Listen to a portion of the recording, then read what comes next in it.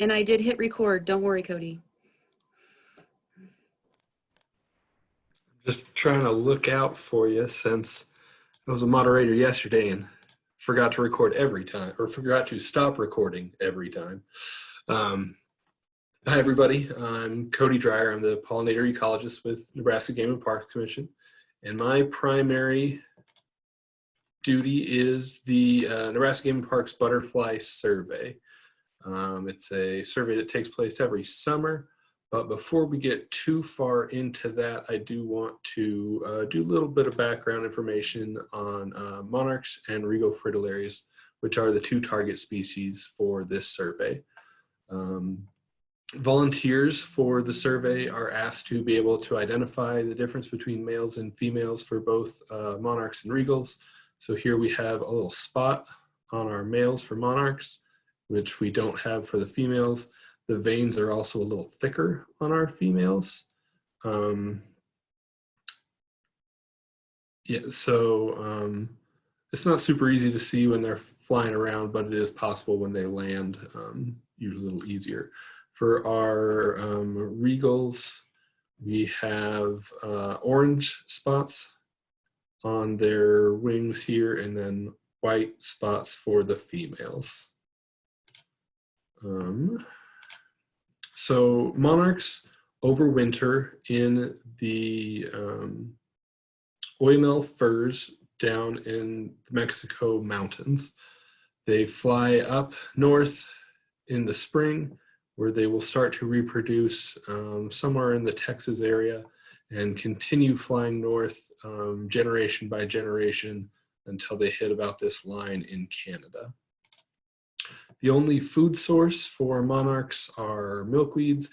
We have about 18 or so milkweed species in Nebraska. They come in a lot of different shapes and sizes. They are most easily characterized by having a milky sap that if you break one of the leaves off, you'll see a white sap leak out.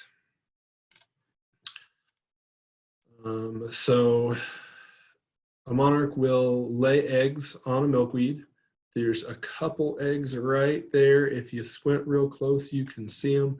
The caterpillars will hatch, eat their eggs, and then go through instar stages until they start to jay up, form a chrysalis, and then hopefully emerge as a beautiful adult butterfly. This process repeats 3 to 5 times depending on latitude, and then they will fly back south to overwinter in Mexico. Monarchs haven't been doing great. We've seen a relatively steady decline in the last 20 years or so. The goal for the monarch is about 6 hectares of Oyamel forest. There are so many butterflies that they don't just count individual butterflies. They use a area of land that they occupy. So yeah, the 2019-2020 summer was not quite what we were looking for. Or winter, not summer. Well, summer didn't go great either, probably. So yeah, our monarch eastern populations are down about 84% over the last 20 years. There is a western population that hangs out in California to overwinter and then stays west of the Rockies. It's down about 99% since the 1980s, and I don't think they've done a whole lot better this year. The monarch listing decision is set to be December 15th of this year. It's been pushed a couple times, but it's ready to hopefully be decided soon. Regal Fritillaries, we're kind of the center of the Regal Fritillaries range, and we have most of them that are occurring in the country at this point. Similar life cycle, except they don't migrate. The females lay their eggs in the tallgrass prairie near host plant of violets. The caterpillars will emerge, eat their eggs, and then overwinter without eating anything else. Once the spring hits, the violets start to grow again. The caterpillars will eat the leaves, go through 6 instar stages or molts, form a chrysalis, and then emerge as adults. And then once they do that, the cycle repeats. So it's just a single life cycle each year. Here's a picture of a prairie violet. They will eat pretty much any violet species. Most caterpillars need a specific species to feed on, and violets are the host species for Regal Fritillaries. Nebraska's numbers are pretty good compared to the rest of the states, and we think they're pretty stable, but we are doing surveys to look at that. And the endangered species process has just started this summer, a couple months ago. The process has started up. So that will be coming around the bend here mildly soon. So now we can dive into our butterfly surveys. It is a citizen science project in the tallgrass prairie ecoregion. The survey window is from June 15th to August 15th. We hope to hit sites twice a summer, but it doesn't always happen. This summer, Game and Park staff especially was not able to get to sites more than once. And once you're on site, we estimated that it would take about 20 to 30 minutes to survey. That doesn't count the drive time to get there, because you got to drive a lot to do surveys in Nebraska. So my original plan was to do 3 in-person trainings throughout the tallgrass prairie ecoregion, but then COVID hit, so we scrapped one of them and put the other 2 online, which our wonderful Jamie Bachman helped us moderate, and that was a huge help. Thank you, Jamie. The trainings ended up being 3 hours, so Jamie stuck with me for all of that, so hopefully she makes it through this one without falling asleep.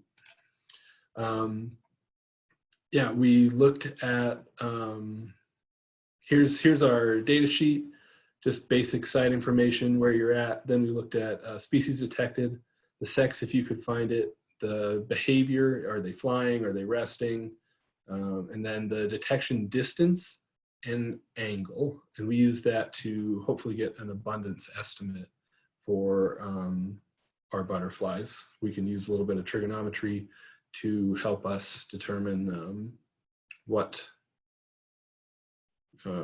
some numbers for abundance. And then we did have a quick habitat assessment. We had 5 different plots. So looking at woody vegetation, both greater and less than 2 meters tall, blooming forbs, non-blooming forbs, grasses, bare ground litter, duff, water. We kind of binned them into these cover classes. Then we looked if there were any disturbances happening, and then a quick floral assessment in some smaller vegetation plots, and I'll get to those in just a minute. So we didn't really care, or we excluded any butterfly that was found outside of the survey area. The survey area extends perpendicular to the start, and it extends as far as you can see. So if you can identify that that's for sure a monarch, you record it. And if not, you exclude it from the survey. So anything behind does not count. You would count a butterfly that you see right in front of you. If you see him way off in the distance and you're sure that's a monarch, you count it. If you see one relatively close, you count it. If you see one outside past the end of the survey, you don't count it. And if you turn around and there's a regal staring in the face, you don't count that guy either. So that's kind of the basics of the butterfly portion. Then we did, on their walk back, 5 2-meter square vegetation plots, and then 100-meter square habitat assessments. So that was the percent covers of things, and if there was grazing or haying or something like that. And then we've got our vegetation plot which kind of looks like this. So we had people try to identify plants to the best of their ability. I said that's a stiff sunflower, so they'd mark that down in the plot 1 spot. Next, we have a rose species. We can identify that. And then we've got a couple species here that we don't know how to identify, so we just wrote down the picture number, and then people could send those photographs into me and I can help ID them. And if they're too hard for me, send them off to Jerry, because Jerry's the best. We did not include any grasses in the survey, and we only included actively blooming plants. Basically, if a butterfly could eat it, we wanted to know about it. We did also, if at any point they saw a milkweed on the property, we wanted them to note that as well. So here's the tallgrass prairie ecoregion. I threw in some city names just to give people a feel. I know we have some non-native people potentially on the call, so just to give you a bit of an idea of the area we were trying to cover, it's basically the eastern quarter to third of Nebraska. So on to a few of our results. We completed surveys at 164 sites. A lot of our sites down here were private lands with the help of, oh no, I can't think of, Kent Pfeiffer helped get me some contacts for down here. We have a lot of fish and wildlife land over in the basins, and then core land along the river, and game and parks kind of scattered all the way throughout, and then a few City of Lincoln sites right around the City of Lincoln. We did end up excluding 45 sites. Most of those were because of either dense vegetation or deep water, especially along the river. The river has changed, and a lot of our aerial imagery just wasn't able to account for that. So I have not been able to get all this information into a database yet and do real stats on it yet. So I just have some kind of basic results for you. So for our first training, we had 33 people stick out to the end of our 3-hour training. So I think that's pretty impressive that we had 33 people willing to sit through me talking for 3 hours. And then the second training, we had 24, which was also amazing. We had 33 different surveyors. 7 of those were Game and Parks staff, which included myself, and then the rest were volunteers.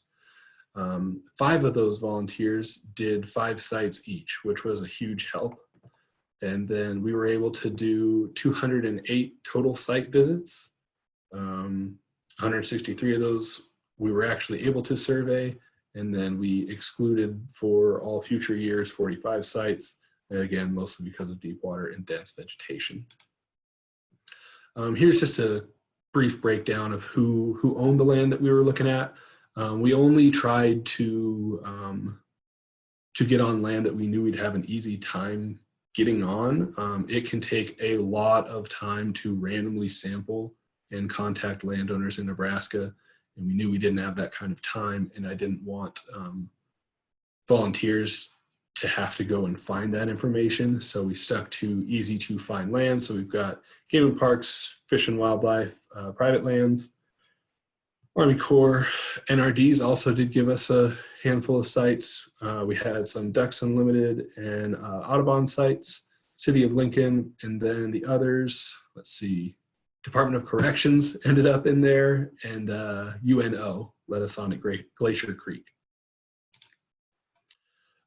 So the breakdown of surveyed versus excluded sites was pretty similar. Fish and wildlife land was a lot at the Boyer Chute. We excluded extras there because there's flooding along the river, so it just didn't get captured in our aerial imagery, and we had to go physically exclude them. We had some pretty good lessons learned, I think. Sex is very hard to detect. Butterflies are fast and the differences are small. So if they never land. It's really hard to tell the difference, especially if you're more than like 5 meters away. Surveys took about 30 minutes once they were on site. I only expected maybe like 15 people to participate in these surveys, but since we shifted to Zoom, we had a lot more people sign up.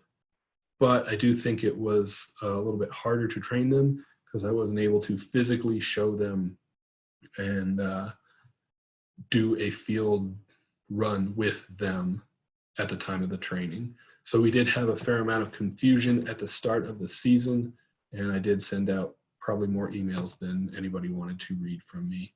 But I think this season went very well overall. We had 77 sites that were surveyed by volunteers, and a lot of our volunteers were able to get to sites twice, whereas Game and Parks staff was mainly focused at the end of just excluding or confirming that sites were good, so that we can use them for the future. So we do have a few past results. This survey, in one form or another, has been run since 2016. So from 2016 to 2019, we did count surveys. And these are just some very basic. I threw it in R, and it was mostly for my use just to see where we had been. But I figured you might as well see it too. So the white is no butterflies detected. Red are Regals only. Blue are Monarchs only. And then black is both. And then as the size increases, we see more butterflies. So we're kind of missing over here. I hope to get there moderately soon. We did do some distance sampling in 2019. They were pretty clustered in these 4 areas. And we have hopefully finalized the methods. There's just going to be a very small tweak, and then hopefully these methods will stay the same for the rest of these surveys. So our future goals are to truly finalize the methods and hopefully never change them again. I don't think they've stayed the same so far. So it'll be nice to just go do your surveys. We're going to survey in 2021, hopefully get a few more sites. We won't have to go through those 45 bad sites again. And that was a point of frustration for our volunteers, as they end up with a site that's just underwater and they can't do anything. So it should go a little smoother next year. I would like to get a few sites farther west. It doesn't need to be as concentrated as we have it now. Our grant is for the tallgrass prairie ecoregion, so we're working on getting out farther west, but that can't be under this grant. So once we find a new funding source, we'll try and get at least a few sites and maybe some volunteers out west. And then I really do want to keep citizen science involvement high. They were extremely valuable this summer, and I couldn't have done what I did without them. And on that note, I do want to hit a few more citizen science opportunities for pollinators in Nebraska. So here's the survey I just spent time talking about. If you want, 3 minutes till the end. okay, Cody. We'll get there pretty easy. If you want more information, follow me on Facebook at Nebraska Monarch and Pollinator Initiative. Shameless plug, I'm pretty good at those.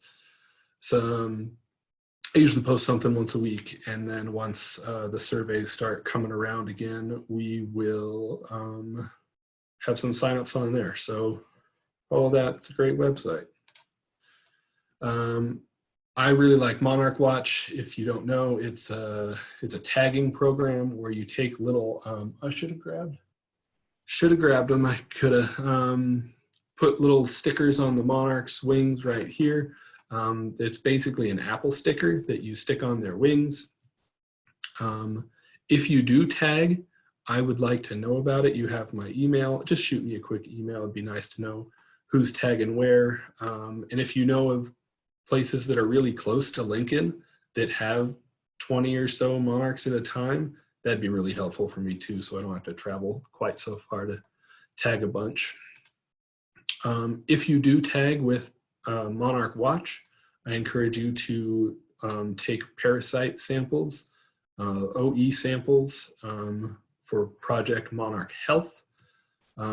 Nebraska has very little data given to them, and it only takes another minute per monarch. So I would highly, highly, highly encourage you to do that. I don't remember where I put them. That was silly. Also, Journey North is a migration tracking website. Tracks everything from eagles to butterflies to whales. If you see a whale in Nebraska, I want to know about that personally, but this year the monarch migration only has 2 points in Nebraska, and I know who put both of them in, so I would encourage people to put those in. People have talked about the Bumblebee Atlas already, but I really like it, so you should do it too. It's really fun to get out in the field and catch and try to ID these little gals. Nebraska's not the only one, and I know there's some people on here that are non-Nebraskans, so if you're in the Pacific Northwest, they have one also, and Missouri just got one this year, and I have heard rumors that there are more to come, so even if you don't live in one of these 3 spots, keep an eye out. I'm sure one could be coming to you soon. Lastly, we have Queen Quest. We don't really know where bumblebees go during the winter. We are pretty sure they burrow into either the ground or the leaf litter, but we don't really know. So that's what Queen Quest is all about. Take you and a group of however many people you want, dig around for bumblebees in whichever habitat you think they're most likely to be found in. Here is a slide. I'd encourage you to just take a quick picture of this. If you're interested at all in one of these organizations, here it is. I guess it'll be recorded too. So you want to come back and find it, you are welcome to, but I am ready for questions.